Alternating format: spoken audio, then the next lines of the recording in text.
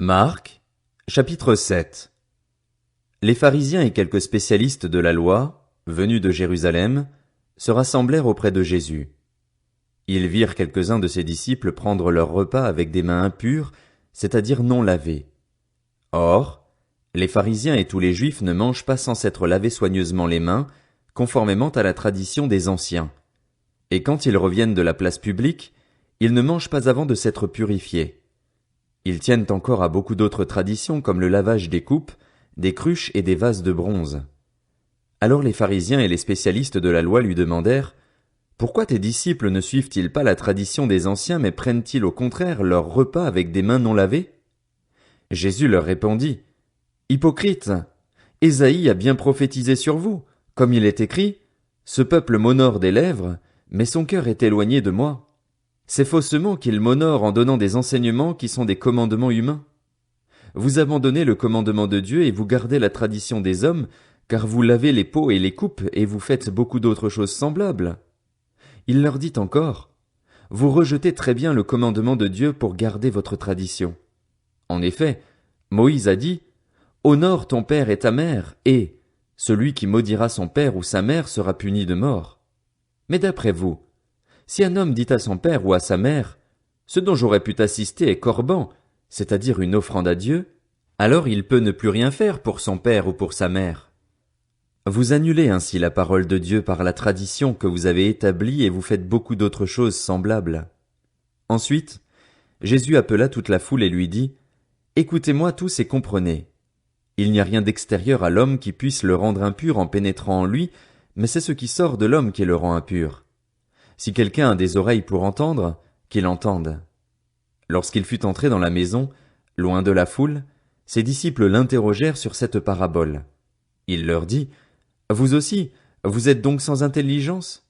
Ne comprenez-vous pas que rien de ce qui, de l'extérieur, entre dans l'homme ne peut le rendre impur? En effet, cela n'entre pas dans son cœur, mais dans son ventre, puis est évacué dans les toilettes. Il déclarait ainsi que tous les aliments sont purs. Il dit encore, c'est ce qui sort de l'homme qui le rend impur. En effet, c'est de l'intérieur, c'est du cœur des hommes que sortent les mauvaises pensées, les adultères, l'immoralité sexuelle, les meurtres, les vols, la soif de posséder, les méchancetés, la fraude, la débauche, le regard envieux, la calomnie, l'orgueil, la folie.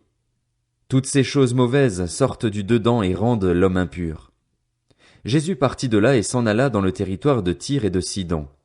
Il entra dans une maison, désirant que personne ne le sache, mais il ne put rester caché, car une femme dont la fillette avait un esprit impur entendit parler de lui et vint se jeter à ses pieds.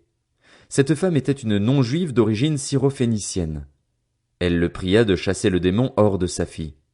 Jésus lui dit, « Laisse d'abord les enfants se rassasier, car il n'est pas bien de prendre le pain des enfants et de le jeter aux petits chiens. » Oui, Seigneur, lui répondit-elle, mais les petits chiens, sous la table, mangent les miettes des enfants.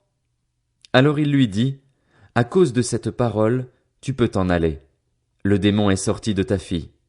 Et quand elle rentra chez elle, elle trouva l'enfant couché sur le lit, le démon était sorti. Jésus quitta le territoire de Tyr et revint par Sidon vers le lac de Galilée en traversant la région de la Décapole. On lui amena un sourd qui avait de la difficulté à parler et on le supplia de poser la main sur lui. Il le prit à part loin de la foule, lui mit les doigts dans les oreilles et lui toucha la langue avec sa propre salive. Puis il leva les yeux au ciel, soupira et dit « Ephphatha », c'est-à-dire « Ouvre-toi ». Aussitôt ses oreilles s'ouvrirent, sa langue se délia et il se mit à parler correctement. Jésus leur recommanda de n'en parler à personne, mais plus il le leur recommandait, plus il le proclamait. Rempli d'étonnement, il disait, « Il fait tout à merveille. Il fait même entendre les sourds et parler les muets. »